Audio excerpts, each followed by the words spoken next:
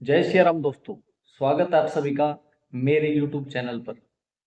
Channel को subscribe कर लो ताकि मैं हर रोज आपके लिए जो प्रेरक प्रसंग एक छोटी कहानी लेकर के आता हूँ आप सुन सको और अपने जीवन में एक छोटी बात, एक छोटी सीख लेकर के उसको अपने जीवन में अपना सको। तो दोस्तों, आज की कहानी एक अच्छी कहानी मैं आपके लिए लाया हूँ, उसे सुने।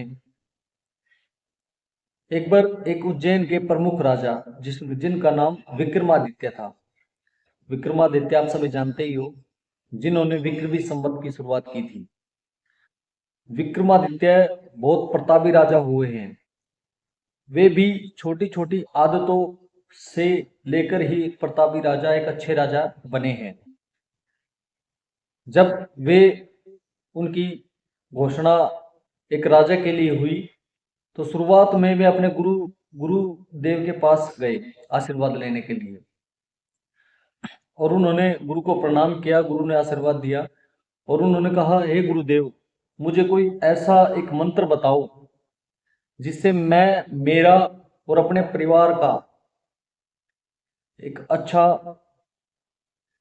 प्रभाव उसका और प्रतिभा और वैभव प्राप्त कर सकूं। तो यह बात सुनकर उसके गुरु ने राजा जी को एक मंत्र लिखा संस्कृत में और उनको दे दिया।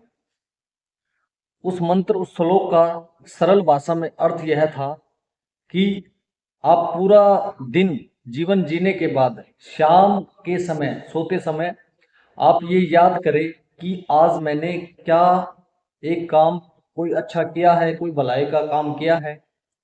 यदि हमने उस दिन किसी दिन कोई अच्छा काम नहीं किया हो तो उस दिन हमें रात में सोने का कोई अधिकार नहीं है। तो राजा ने वो श्लोक लिया और अपने सिंहासन पर लिखवा लिया ताकि वो राजा को हर रोज याद रहे। जब राजा सिंहासन में बैठता और शाम को सोते समय सोने के लिए जाता तो उस मंत्र को याद रखता। तो राजा प्रतिदिन छोटे छोटे काम ईमानदारी से करने लग गया, किसी के भलाई की। तो एक दिन राजा के राज में बहुत सारा कार्य था, राजा जी बहुत व्यस्त थे, तो उनको बिल्कुल भी समय नहीं लगा कि वो मंत्र उनके याद, वो श्लोक उनके याद रहे। तो शाम के समय जब राजा जी सोने गए, सोते समय उनके तुरंत वो मंत्र याद आ गया। तो राजा जी सोचने लग गए, भाई आज मैंने जो कार्य किए हैं उनमें से किसी की भलाई का कार्य हुआ है या नहीं हुआ। तो बहुत सोचने के बाद उन्होंने पूरे दिन में किसी का भलाई का कोई काम नहीं किया था। तो राजा जी तुरंत खड़े हुए। सर्दी का मौसम था। राजा जी अपने महल से बाहर निकले और खेतों की तरफ चल दिया अकेले। चलते चलते इतनी बड़ी ठंड में एक किसान अपने खेतों में पानी चलाते समय थकावट के कारण सर्दी में ही वो बाहर सो गया बिना कपड़े के। तो राजा जी ने अपनी गर्म शाल निकाली और किसान के ऊपर ढक दी, जिससे किसान को सर्दी कम लगी। और किसान जब सुबह उठता है तो किसान देखता है कि ये तो राजा जी की गर्म शाल है। तो राजा जी को वापस देने के लिए वे गए सभी। राजा जी, ये आपकी गर्म शाल, ऐसे ऐसे करके, क्यों राजा की शाल थी। तो इस विषय को लेकर के वे जब राजपाट में गए, उनके राज दरबार में गए, तो किसान को राजा जी ने कहा, आप रात को जब सो रहे थे ना, तो मुझे आभास हुआ कि आप बिना रजाई के, बिना चादर के वहां लेटे हुए हो, तो मैंने ही ये शाल आपको दी थी ओढ़ाने के लिए।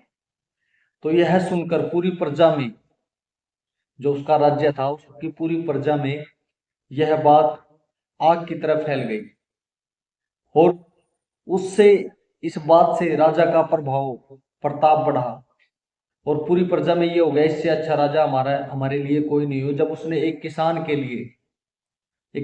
के लिए अपनी गर्म शाल निकाल के ओढ़ा दी।